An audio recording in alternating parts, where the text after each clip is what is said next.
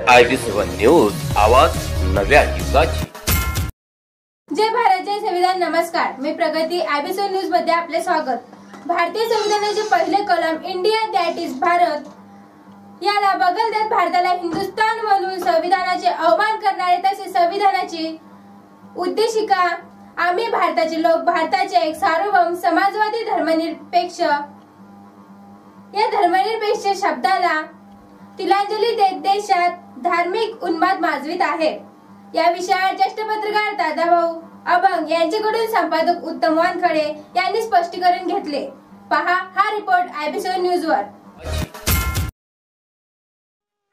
जय भारत, जय संविधान, जय Bhim. IB7 news मध्ये आपलं स्वागत आहे। मी उत्तम वानखडे। आज आम्ही आहोत एका महत्त्वाच्या व्यक्तीला घेऊन।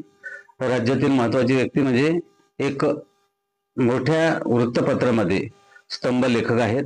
विशेष म्हणजे अनेक वर्षापासून त्यांचा पत्रकारितेमध्ये गाढा असा अभ्यास आहे, अनुभव आहे आणि विश्लेषक सुद्धा आहेत असे लोकप्रिय मान्य दादाभाऊ अभंग यांच्यासोबत आम्ही आहोत।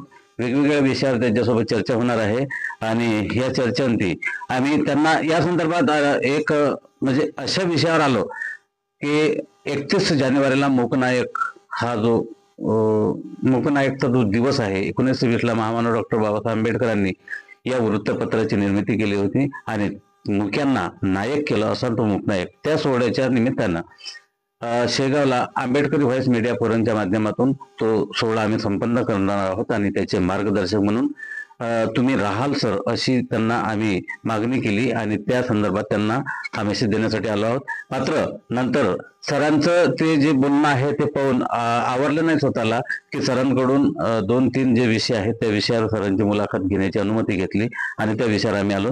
सर जय भीम। जय भीम।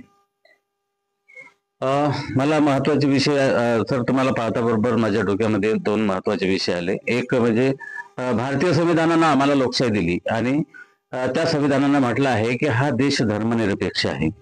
मात्र अनेक ठिकाणी धर्मनिरपेक्ष या शब्दाला बगल दिला जाते आणि या ठिकाणी सर्व धर्म समभाव प्रसारित केला जातो। सर्वधर्म समभावाचा जो मुद्दा आहे तो जनतेमध्ये जर आपण नेला तर जिसकी संख्या भारी उसकी भागीदारी अशा प्रकारचा विषय होते आणि त्यामुळे इथं धार्मिक जे उन्माद आहेत ते होत आहेत। या ठिकाणी धर्मनिरपेक्षता कशा प्रकारे आपण पाहू शकता की भारतामध्ये धर्मनिरपेक्षतेला चालना मिळत आहे का की धर्मनिरपेक्षता या ठिकाणी लोप पावत आहे? नाही, आपण जर बघितलं तर भारताच्या संविधानाच्या प्रिएम्बल मध्ये म्हणजे प्रस्तावनेमध्ये हा धर्मनिरपेक्षता आहे की या देशामध्ये जगामध्ये असा कुठलाही एक देश नाही का अनेक धर्म आहेत। म्हणजे इथे आपण जर बघितले तर हिंदू आहे, मुस्लिम आहे, ख्रिश्चन आहे, शीख आहेत, जैन आहेत आणि बौद्ध आहेत। ह्यांचे प्रामुख्याने 6 धर्म आहेत। नंतर मग पारशी वगैरे हे सगळं आले त्याच्यामध्ये। 6 धर्म जगाच्या पाठीवर कुठल्याही एका देशामध्ये नाही आणि म्हणून या देशामध्ये अनेक जाती जमाती आहेत। या देशामध्ये अनेक भाषावाले लोक आहेत। या देशामध्ये अनेक धर्माचे लोक आहेत आणि यांना सर्वांना जर एकत्र बांधायचे असेल तर डॉक्टर बाबासाहेब आंबेडकरांनी भारताचं संविधान देत असताना या देशाची राष्ट्रीय एकात्मता आणि अखंडता राखावी म्हणून हा देश धर्मनिरपेक्षित। कारण इथं जर आपण जर बघितलं तर हिंदूंची संख्या जास्त आहे। आज समजा आपण जर बघितलं 80% ही हिंदू धर्माची संख्या आहे आणि म्हणून सर्व धर्माचा आदर झाला पाहिजे। सर्व धर्माचा आपण एकमेकाचा मान सन्मान केला पाहिजे। एखाद्या धर्माच्या लोकांना तो त्या धर्माचा आहे म्हणून त्याच्यावर अन्याय झाला नाही पाहिजे, त्याच्यावर चुकीची वागणूक नाही भेटली पाहिजे आणि म्हणून धर्मनिरपेक्षतेच्या नावाखाली हा देश सर्व धर्म समभाव म्हणजे सर्व धर्माच्या लोकांचा सन्मान राखला जाईल आणि जर आपल्याला हा देश एकता आणि अखंडता राखायची असेल तर सर्व धर्म समभाव असला पाहिजे। ही संकल्पना ठेवून बाबासाहेब आंबेडकरांनी हा धर्मनिरपेक्षता हा शब्द आणलेला आहे। कारण आपण जर बघितलं तर पाकिस्तान हे केवळ एका राष्ट्र म्हणजे धर्माच्या नावावर राष्ट्र बनलेलं आहे।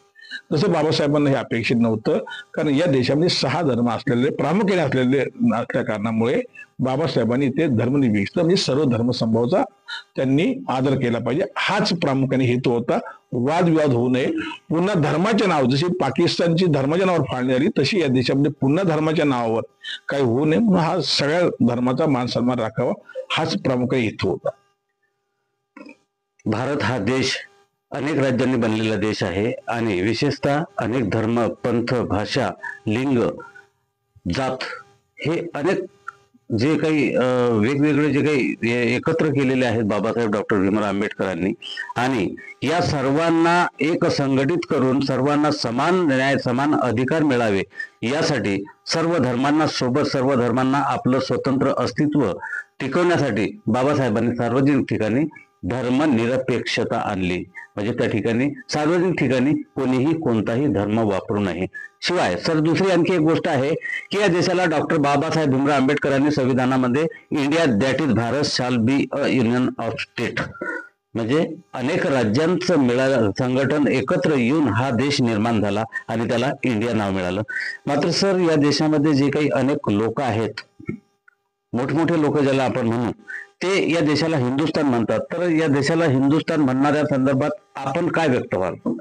नाही, तुम्ही जे सांगितलं की भारताच्या संविधानाचं पहिलं कलम आहे आणि त्या पहिल्या कलम मध्ये सांगितलेलं आहे की या देशाचं नाव Bharat, India that is the Bharat आणि Bharat that is the India. संविधानाचं पहिलंच कलम आहे का या देशाचं नाव भारत आहे. म्हणजे या देशाच्या, आपण फक्त बघतो, या देशाचा निर्माता हा डॉक्टर बाबासाहेब आंबेडकर आहे, भारत या देशाचा. कारण भारत या देशाचं नाव पूर्वी नव्हतं. पूर्वी या देशाला हिंदुस्थान म्हटलं जायचं. हिंदुस्थान लक्षात घ्या, तय स्थान आहे, इथं स्थ वापरतात. पाकिस्तान, अफगाणिस्तान, स्थान म्हणजे ते मुस्लिम शब्द आहे, त्यामुळे तो स्थान, हिंदू आणि स्थान म्हणजे मुस्लिम, हिंदू मुस्लिमांचा देश म्हणजे हिंदुस्थान. हिंदुस्थान आहे, स्थान नाही. आता तुम्ही म्हटल्याप्रमाणे या देशाचे अनेक लोक हे या देशाला हिंदुस्थान म्हणतात. म्हणजे ते भारताच्या संविधानाचं, डॉक्टर बाबासाहेब आंबेडकरांनी लिहिलेल्या भारताच्या संविधानाचा अवमान करतात आणि संविधानाच्या विरोधात आहे. बाबासाहेबांचा अवमान आहे, हे जे वक्तव्य यांचे ही संविधान विरोधी वक्तव्य आहेत आणि संविधान विरोधी म्हणजे देशद्रोही वक्तव्य आहेत. म्हणून मी अनेकांना आमचे अनेक लोक सुद्धा कोर्टामध्ये गेले आहे की या देशाचं नाव भारत आहे, तुम्ही भारत का म्हणत नाहीत. म्हणजे तुम्ही जर काँग्रेसचे मोठे नेते बसले किंवा भाजपचे नेते बघितले किंवा इतर समाजाचे, इव्हन तुम्ही ओबीसीनं हे अनेक वेळा ते हेच बोलतायत, अनेक लोक बोलतात असे. आणि म्हणून मला तुमच्या माध्यमातून, आपल्या ह्या पत्रकाराच्या माध्यमातून विनंती करतो की या देशाचं नाव भारत आहे. निदान तुम्ही या देशाच्या संविधानाची कुठली कलम वाचत नसाल, परंतु पहिले तर कलम वाचा जे एकाच लाईनचं आहे की या देशाचं नाव भारत, या देशाचं नाव India, India is Bharat, Bharat is India. पहिलंच कलम आहे. जर तुम्ही पहिलंच कलम जर वाचत नसाल तर खालचे तुम्ही कलम कशी काय वाचले असतात. आणि म्हणून या देशाचं नाव भारत आहे. मला असं मी विनंती करतो की या देशाला तुम्ही भारत म्हणा, नाही म्हणत असेल तर इंडिया म्हणा, इंडिया म्हणा किंवा भारत म्हणा, पण या देशाचं नाव हे भारतच आहे, जे संविधानामध्ये आहे. संविधानाच्या कुठेही तुम्हाला भारत दिसणार, हिंदुस्थान दिसणार नाही. आणि म्हणून हिंदुस्थान ऐवजी भारत वापरलं पाहिजे. देशाला हिंदुस्थान म्हणणं हे असंवैधानिक आहे, त्यांच्यावर कारवाई व्हायला पाहिजे. कारण हे हिंदुस्थान या देशाला म्हटलं म्हणजे देशाचं नामकरण करणं, देशाचा अवमान करणं आणि हे देशद्रोहाचं कृत्य आहे. मात्र प्रशासन हातावर हात टाकून बसत आहे. भारतीय जनता पार्टी जर ते मानत असेल हिंदुस्थान, तर त्यांनी का भारतीय जनता पार्टी म्हणावं स्वतःला, हिंदुस्थान जनता पार्टी का नाही म्हणावं? करून पहा कशी कारवाई होते, तर कोण कारवाई करते ते पण बघा. आता परत आपण येणार आहोत सर धर्मनिरपेक्ष या मुद्द्यावर. सार्वजनिक ठिकाणी कोणत्याही धर्माने, कोणत्याही व्यक्तीने आपला धर्म पाडू नये सार्वजनिक ठिकाणी. मात्र सर या देशामध्ये अनेक धार्मिक उत्सव मोठ्या थाटामाटात पार पडतायत आणि त्या धार्मिक उत्सवामधून दंगली घडतायत आणि ती दंगली हिंदू वर्सेस मुस्लिम, हिंदू वर्सेस बुद्धिस्ट, बस हे या हिंदूंचं टार्गेट आहे. प्रशासकीय जे कार्यालय आहेत, सार्वजनिक शासकीय प्राधिकरणाचे कार्यालय आहेत, त्यामध्ये धार्मिक देवदेवतांचे फोटो आहेत. त्यांची सकाळीच मोठ्या ताज्या फुलांनी अगरबत्ती मेणबत्ती त्यांचं हे केलं जाते, आरती केल्या जाते. तर अशा प्रकारचा हा जो उन्मत्तपणा जो चाललेला आहे आणि हा उन्मत्तपणा जातीय दंगलीस कारणीभूत ठरत आहे. तर ह्या प्रशासकीय कार्यालयामधून आपण कायद्याचे अभ्यासक आहात, कायद्याचं सध्या तुम्ही अभ्यास करता आहात, तर तुम्ही यावर काय म्हणाल, काय तुमचं विचार आहे त्या संदर्भात? नाही, आता कार्यालयामध्ये कुठल्याही असू द्या की देवदेवतांची, म्हणजे ज्या कार्यालयामध्ये जे लोक जास्त असतात तर त्या देवतांचे फोटो असतात. मग या देशामध्ये असे बोलू की 80% हिंदू असल्या कारणामुळे कुठल्याही कार्यालयात हिंदू धर्माची संख्या जास्तच आहेत, म्हणजे त्यांचे देवदेवता येणं हे आहे. आता अनेक वेळेला काय झालेलं आहे की ह्या कार्यालयामध्ये 80 ते 90% हिंदू समाजाचे लोक असतात.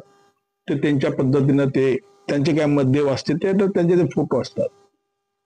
आता याचा अनेक वेळा अनेक अधिकाऱ्यांनी, जिल्हा अधिकाऱ्यांनी सुद्धा सरकारने नाही केलेलं, पण त्या लेवलला घडलं का लोकांनी तुमच्यासारख्या पत्रकारांनी तक्रार केल्यानंतर त्यांनी सांगितलं की फक्त इथे कार्यालयामध्ये महापुरुषांचे फोटो लावले पाहिजेत, बाकी धर्माचे लावू नका, असे अनेक वेळा आदेश पण आलेले आहेत. पण तिथे एक अशी पळवाट आहे की डॉक्टर बाबासाहेब आंबेडकरांनी संविधानामध्ये तुम्हाला स्वातंत्र्य दिलेलं आहे. तुम्ही धर्माचं पूजा अर्चा करणे, धर्म, हे जे स्वातंत्र्य त्याचं ते हे करतात की नाही, हे स्वातंत्र्य आहे सर, आपण कुठे नाही म्हणतो. स्वतःचा धर्म पाळण्याचं स्वातंत्र्य बाबासाहेबांनी त्यांना दिलं, पण मग तो तुम्ही तुमच्या घरी पाळा ना. त्याच्यावर अनेक वेळा वादविवाद आले की तेव्हा आम्ही पूजा अर्चा करता, बाबासाहेबांनी संविधानामध्ये स्वातंत्र्य दिलेलं आहे ना, त्याचा तर आधार घेतात ना. ते काय बाबासाहेब आंबेडकरांनी आम्हाला कुठेही पूजा अर्चा करायचा आणि आम्ही इथं पूजा अर्चा करण्यासाठी, पूजा अर्चा हा शब्द आहे तिथे, धर्मच नाही तर पूजा अर्चा संबंध आहे. आता प्रेमबोलामध्ये आहे, संविधानामध्ये आहे, त्याचा ते फायदा घेतात.